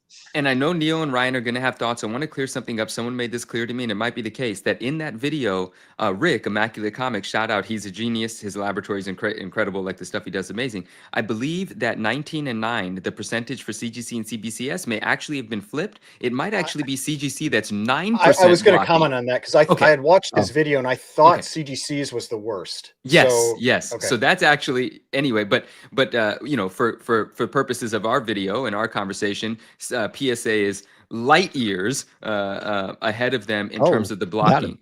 And one of the very interesting things that one of the things. Well, you guys go. I'll jump in at the end. Yeah. I mean, it does. Or did you put that up on his? Or is that what he had What?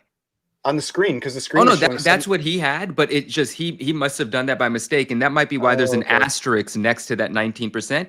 And he probably clarified something. I don't know, but he did that by mistake because the graph that you see in the beginning of the reel illustrates the actual results. But his graphic, he just flipped the numbers. So, which doesn't surprise me because I feel like CBCS.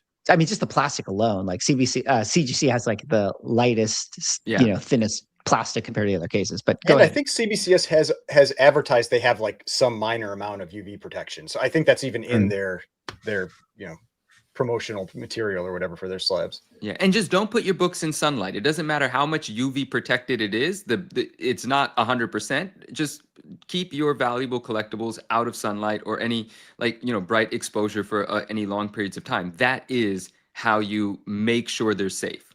But if you're going to put them on display, even for short periods of time, this experiment, this testing does show very clearly that it is PSA that would be the safest if you were making that decision. I like the sunblock comment. Put sunblock on your slabs. Very smart. I put sunblock on my slab. He actually creates. He makes sunblock. He makes a plastic sheet that you can put onto your slabs that effectively does all of the work, and a good deal of it. So if you combine that with one that's already 77% effective, that could be incredible. And he just made a new shape that fits on a PSA slab. I think he tried that in his video. I think he took his protectant and he put it over the other one to see if it was any better, and it didn't really. It was about the same. I think I missed that part. Well, how did I miss that part? Oh, that's interesting. Yeah, it was 100% on there. Oh, okay. I think the PSA UV protection actually outperformed his thing. So layering it didn't even do anything. It was already. Yeah, it did not seem to. I see. I think one of the tests he literally stacked all of them together. I've mentioned this in the chats. Like my thought on this is, while I do think anything that's there to improve the protection of your slab is good. I remember, like, Mickey, you did a video on a post that had been done on like Reddit or Facebook or something like that a while ago, where somebody was comparing at the time a number of different UV protection cases, like the comic capsule and that kind of thing.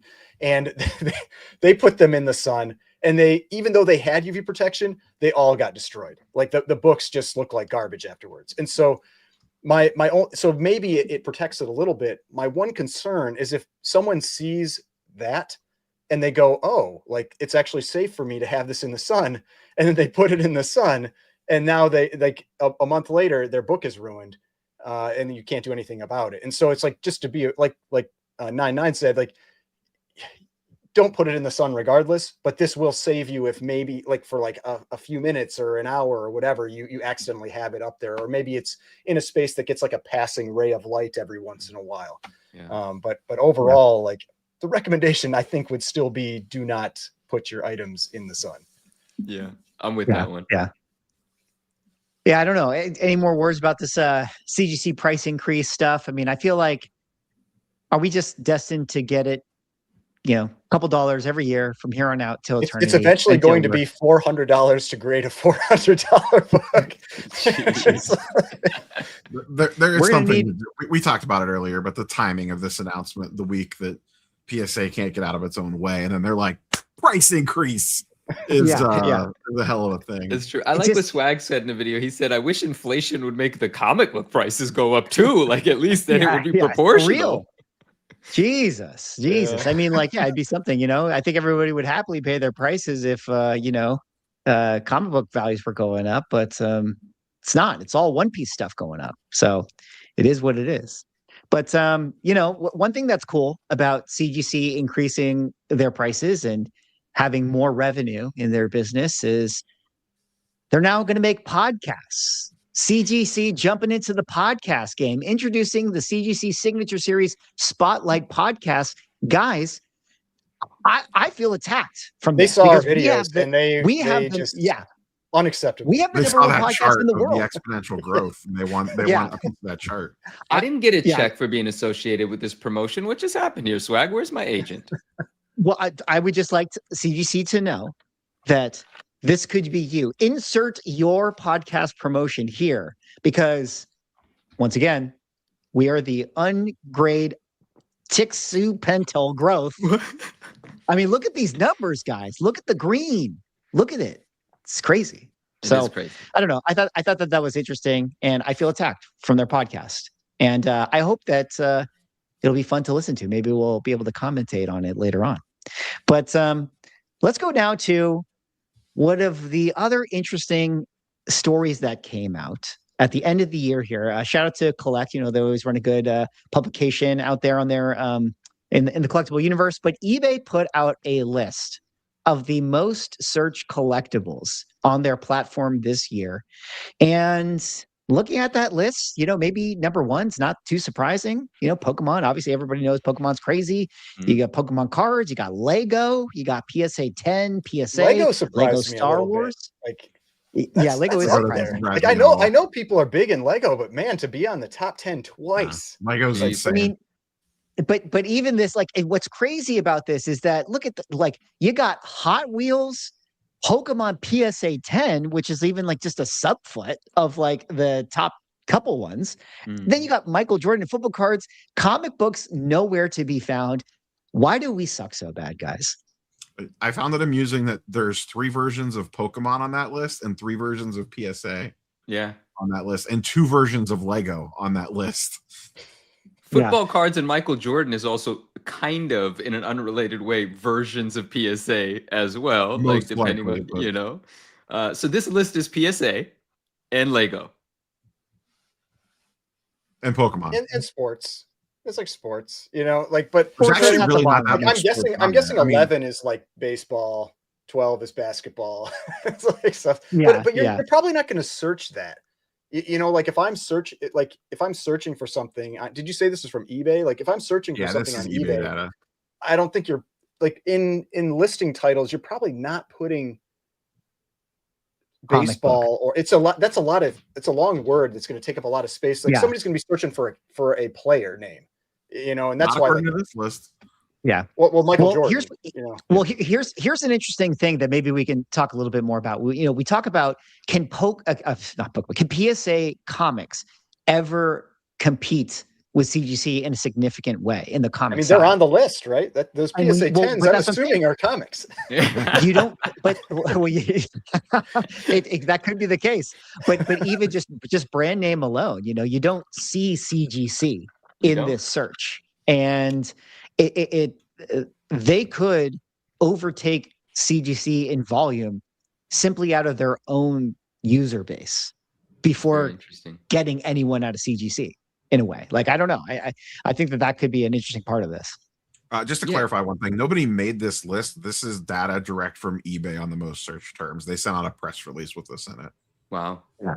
It really highlights how small and niche the segment of comic books is, right? Now, I mean, you know, jokes about CGC aside, just in general, there's no graded comic book search here or comic book search here. It's a very small niche community in comparison. But to me, that's a very like cool thing because there's nowhere to go but up as long as we don't ruin it all. Well, we can definitely go to 0. Right, as long yeah. There's nowhere to go but up as long as we don't go down. So you know, we don't screw it up. We have a shot here. Yeah. But one thing that is a little bit tricky with this is like, you know, it's a searched word related thing. Like if someone is searching a comic book, like you're not really going to type comic book in your search. You're going to type. What do you think? Like you know, Batman would show up on here? Spider-Man, maybe. That's Spider-Man, fair. That's fair Superman. that Spider-Man Yeah, or you Batman might could think show Spider-Man up would with have showed up. Like that's such a like even outside of just like comics themselves, like that is such a big IP. But I mean, but I know like when I'm searching for like a Pokemon card on eBay, I always type Pokemon first. So like that is something that like I can absolutely see that being in there. But it's interesting because like if I'm searching for a comic, I'm not typing Marvel or DC. same. I'm typing a very specific name. But it's all about trying to filter garbage out. And I think it's because when you have the larger markets like Pokemon, like if you don't have certain keywords in there, you're going to get a ton of trash in your return results. I could pull up what they had for. I'll do a share screen real quick because I have the press I'm also release. coping for comics, right? So Can you share Well, my as screen you- real quick, Swag? I have the comic book section that they put in here.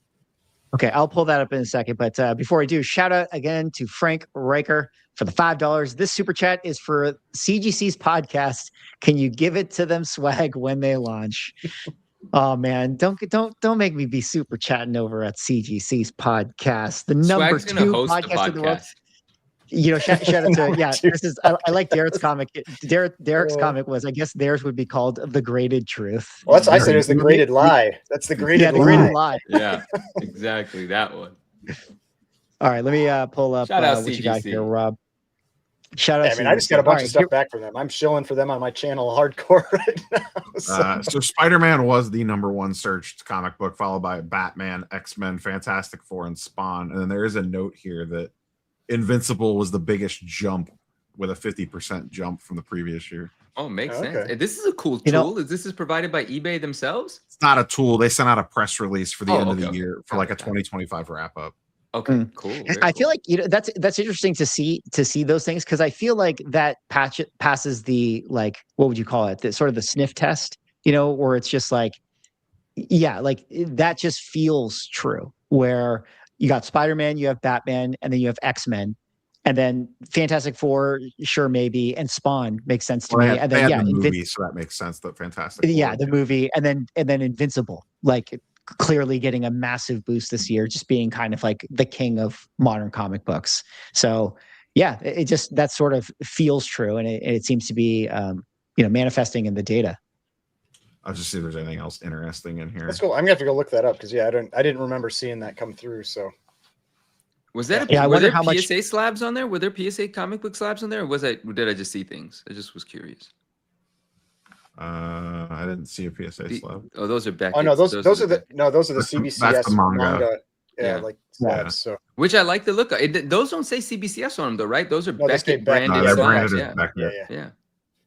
Yeah, I like it's them. interesting. I wonder. How far down, if we were to see that list again, that that was the top list, like how far down would it be until we got, I guess it would be Amazing Spider-Man, which was the #1 thing. Like, I wonder if it's like, is Spider-Man even in the top 20? Is he in the top 30? Or does it go like all the way down to 50? Like, that's what I'm curious about relative to the other ones. Like, I have to say that the one on the list that was the most surprising to me was Hot Wheels, which I feel like, Hot Wheels is pretty I big. know Hot Wheels is big, but like, I just didn't realize that in mass it's bigger than a lot of the toy things. Like, it's bigger than Teenage Mutant Ninja Turtles, or it's bigger than Star Wars, which, I mean, this had Lego Star Wars on it, but like, you know what I mean? It's like, it's bigger than a lot of these other IPs, and I wouldn't have known that or thought that. Yeah. Actually, I would have thought that maybe for this year alone, Labubu might have actually found its way onto that search list. For this year, right? Yeah. Yeah. But I don't know. Very interesting stuff. I'm gonna remove Ryan. Very interesting stuff. We'll have to see how this list might change. I mean, probably next year it's going to be One Piece, and then another thing. That's what I said. Like, about I was manga? surprised One Piece wasn't on there, but that's really just been the last like month. So yeah, they wouldn't have hit that stride yet. Perhaps it'll be One Piece and manga, which Ryan, you shared this one. The Shonen Jump issue just became the most expensive manga ever sold. I was kind of surprised to see that it was in a Beckett slab. I actually don't know if CGC grades manga. I actually haven't seen I it. think Beckett's the only one that does. That's why you're seeing it in Beckett slabs. Wait, don't I see the what? cases hold maybe not. It all depends. It depends how big they are, because a lot of the pulp cases are pretty small, and a lot of those they manga might not fit into them, but they could in theory use that for it. But I don't know if they officially grade them. Because I remember asking that a while, like when Beckett announced that they were doing this, that CGC could just leverage their pulp cases for this. But it's not something I pay attention to really. Like, I watch a lot of anime, but I'm not really interested in purchasing graded manga. But I mean, my reason for when I shared that was partly because it was like they advertised this like big sale, and then it's like private sale, and I'm like, that's lame.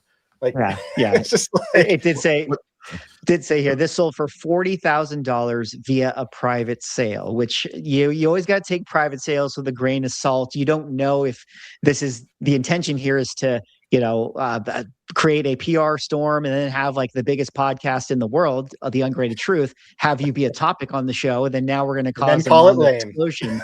Yeah, exactly. So. But either way, I mean, it was interesting to talk about. People have been talking for years now. I think within the comic space, they're like, oh, manga is going to be the next thing. But like, I don't know. I kind of just feel like, yes, there will be maybe a subset of people that get into it, and there's maybe a little bit of a speculation here. But I still think that cards as a medium is just more appealing to people who are maybe into this aesthetic of like the anime style and all that. Like they can just find that itch within that space. Well, and I think the other side of it too, though, is it's similar to the popularity of like Marvel movies and comics. It's like you may convert a few people, but like a lot of the people that are watching, like anime has gotten huge, and you have definitely those like, we'll call them like similar to on the comic side where it's like comics are meant to be read. Like you have the people that look down on you if you haven't read the manga and you're just watching the anime. You have the same thing on the comic side. And so I feel like it's much more of the hardcore collectors or purists or whatever that are leaning more on that. But I do remember like there was like a period maybe 2 years ago or so where I felt like a lot of the people on Instagram, like the sellers, were like really pushing this stuff. They're like, it's great, it's amazing, and you're just like, this kind of feels forced. But I don't know. I mean, anime is definitely one of the biggest things out there right now. Like, you've got animated movies making $500-600 million in the theater. Like these, you can't ignore it. But I'm not convinced it's going to blow up into a huge market. That case is freaking massive. I didn't realize it was that thick. It's when you chunky, were showing that bro. Yeah, image, that thing looked like it could hold a VHS. For sure, 100%. Yeah, I like it. I like the label too. I like how I was such a big fan of the B Star Beckett logo, and then it just didn't get. I don't know if it got implemented everywhere, but I was like, man, just wipe out CBCS, go with the B Star. Let's do this. Oh my god! I've never understood why they didn't do that. Right? CBCS wiped out CBCS on their own. Yeah. Yeah, for real.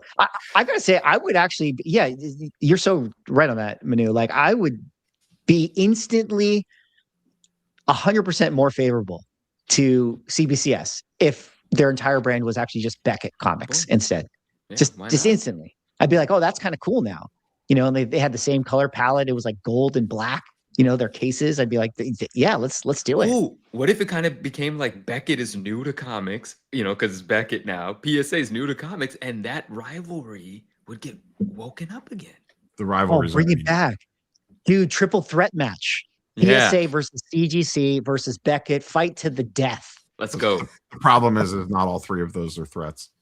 No, we know, but it at least it'd be fun for a fresh brand to try to jump in there and see if it could stir something up. I mean, just for Beckett, like it'd be a fun experiment to know, like if converting it from CBCS to Beckett but Beckett doesn't have the most solid brand, so never mind, forget everything I just said. I do like the B-Star logo though. Yeah. Well, guys, we're kind of winding down here. I'm running out of topics. I mean, I suppose we could talk about Netflix buying out DC Comics if you guys have any thoughts or interest on that. That was another story that happened this week, or if there's anything else we want to talk about. I mean, a lawsuit has already happened, where which was kind of the prediction that I'd seen out there, that the intention here was to basically freeze Warner Brothers, so they can't do anything. And maybe the intention was never really to buy, but who knows? I do have a topic to take us out. I think we could all talk about it a little bit.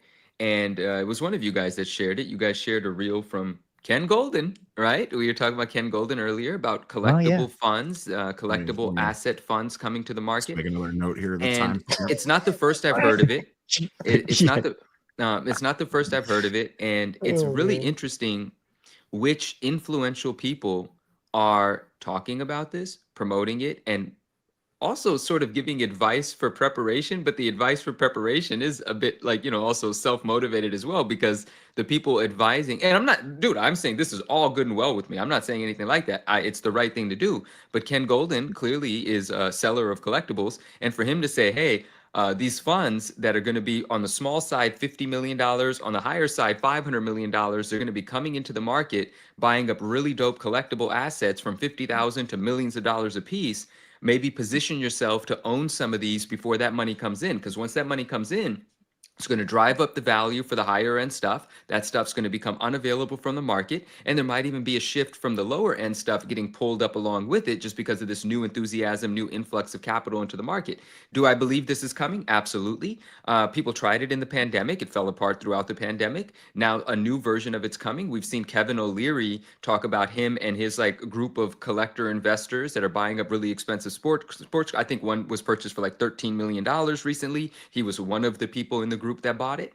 Other celebrities are coming into the market in a big way. There's celebrities starting sports card shops, so on and so forth. But also I saw the reel, we talked about this, we saw a reel from Gary Vee, where Gary Vee was on a news channel discussing his intuition about what's going to happen in the collectible, Yeah, it was like collectible Bloomberg market. News or something like that. Right. And it was like, it's no longer this niche thing that, so on and so forth. It's like a pop culture thing. Collecting is just like another thing that everybody does. And once it becomes an everybody thing, what does that mean for the market? And what does that mean for the value of stuff? And how do you prepare for when the financial institutions or the other businesses that want to get involved start putting their money to work in this space? How do we not only just like celebrate the growth, but take advantage of it, position ourselves so that we can sell what today might be worth $100,000 to a company that might be willing to pay $200,000 for it tomorrow? How do we know what, when, and where? But I think that's a fascinating conversation. I think we're going to start seeing those kind of funds pop up early next year. But yeah. I thought, because I watched that too. I thought that was interesting because of what you said earlier on how that absolutely happened during the pandemic, and I imagine most of those just got wrecked. They did, and so how do you avoid making a huge mistake again? And maybe they don't care. Maybe they're like buying it with other people's money as they build up these funds or something, and so it's not a big deal, and they're just collecting fees, like how a lot of mutual funds, that kind of stuff work. But still, like, people won't stay with it if you're not showing some type of growth. But yeah, I don't know, like I have a hard time thinking it's actually going to lift the floor. I think it's much more likely just going to have maybe impacts on some of the super high end stuff. But like $100 books, I don't see being like, because those people are like this. Maybe it lifts the floor on $10,000+ items, but I just, the lower dollar stuff, I don't see it having any real impact on. I feel you. Yeah, that's kind of how I think about it too, where it's like, I totally agree with the Gary Vee clip. Like he's been beating that drum for a little while now, and I think that he's 100% on point with it. Like, I do think that the culture of collecting has become its own like entertainment vertical, and I do think that it has like an impact in the way now that music does to a degree, and TV and movies and video games. It kind of has its own space, and so with all the conversation that Ken Golden has about these funds and all this stuff coming in, I do think that there is going to be a lot of expansion and business that comes into, these spaces and does grow collecting as a culture. And especially, I said in my video where I talked about the Netflix possibly buying DC, and I made mention, like, my ultimate thought to it is that if it did happen, which we know like it probably won't, but if it did happen and they ended up just like swallowing DC and churning out more like, TV shows that were kind of just super mid or whatever, and it's just like not that interesting content. Ironically, what that would do is push people away from that medium and be like, I don't want to watch this stuff anymore. I'm just going to like go over to like this other entertainment vertical, maybe be like collectibles, and like, I'm going to get off screens and I'm going to go over and just like hang out at cons and like hang out in YouTube channels and, kick it with the Ungraded Truth podcast guys. And we're going to go like buy some Pokemon cards and just like rip packs. And like that culture is more fun than like watching movies and all that. So I do think that culture is a thing and is a space that is going to continue to grow. But that said, to the point of the funds and what you were saying, Ryan, like, yeah, I have a hard time thinking that's just going to lift the value of everything. I think what it's going to do is inject more money, more big business, more interest, more like marketing, whatever. But I also think a lot of that stuff is going straight to cards. I don't think comic books is prime for that. Like I just don't see the Well, same and type he of like didn't say comics business in his video. visionaries. He He mentioned mentioned it once. He Oh, did mentioned he? the Because word he comic was talking books about like just once. jerseys and stuff. Yeah, and, he was you talking know, about that, game yeah, use stuff more than anything else. But yeah. But see, but yeah, it's to that point. It's like I just don't see the visionaries within the collecting comic side. Like because like when you look at like sports $9 million cards, Superman ones. yeah, I mean, and that's that's the type it, of thing really. that I But could see something getting involved, or someone getting involved with those types of items. Like I could absolutely see that, but yeah, still, the only thing those type of sales does is it does, you get headlines, which can help bring people in, but you still need something that takes advantage of it. You know, I just, like, we've talked about this, I think even on here before. It's like we feel like there is not really that person or people out there that are walking around showing their, you know, collections or whatever, like really like advertising that they enjoy this thing. Whereas like you get like was it Joe Burrow? I think did I send that in our yeah. there's one of Oh, you it's sent like in Joe chat. Burrow where he was getting interviewed and he starts talking about Pokemon, like what his favorite Pokemon are, you know, and everything. And I'm like, that's what you need. I was like, that is the most relatable guy that I have ever seen that is like a sports like superstar. You know, like that's what you Well, need and on the comic side. you have the opportunity, and a lot of these companies fumble the ball with it. Where take like CM Punk.